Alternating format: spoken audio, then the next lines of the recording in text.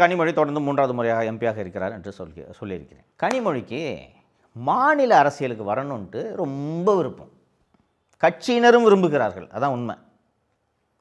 இந்த கட்சியின் அடுத்த தலைவராக போகிற அடுத்த வாரிசு திரு உதயநிதி அவர்கள் மாலை 5 மணிக்கு மேல்தான் வெளி உலகத்துக்கே வருவார்ன்றது ஊருக்கே தெரியும். அந்த கட்சியோட சின்னம் வந்து உதயசூரியன். ஆனால் அந்த உதயசூரியனை பார்க்காத ஒரே ஆள் யாருன்னு கேட்டிங்கன்னா அந்த கட்சியில் உதயநிதி தான். பேரில் தான் உதயம். சூரியன் மறைஞ்ச பிறகு தான் அவர் வெளில வருவார். அவர் ஸோ கட்சியிலே நிறைய பேருக்கு வந்து இவர் கட்சியை சரியாக வழிநடத்த மாட்டார் உதயநிதின்ட்டு உதயநிதி மேலே பெரிய அளவில் நம்பிக்கை இல்லை. இன்னொன்று, உதயநிதிக்கும் உழைக்கிறதுக்கான ஆசையே கிடையாது.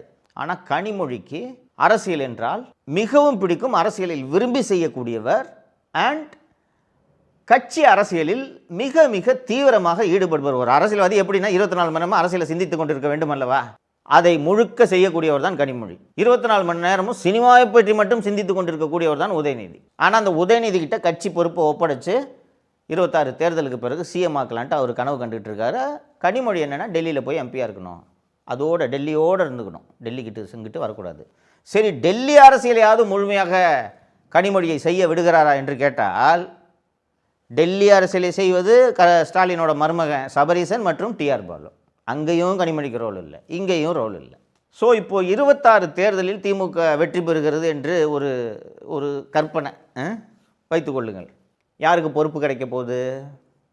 ஏற்கனவே 21 ஜெயித்த உடனே 6 மாதத்தில் மந்திரி, 8 மாதத்தில் துணை முதல்வர்னு நீங்கள் அவரை ஆக்கிட்டீங்க. இளைஞரணி செயலாளரை ஆக்கிட்டீங்க. அடுத்து கட்சி தலைவராகவும் ஆக்க போகிறீங்க. இப்போ கனிமொழியோட எதிர்காலம் என்ன?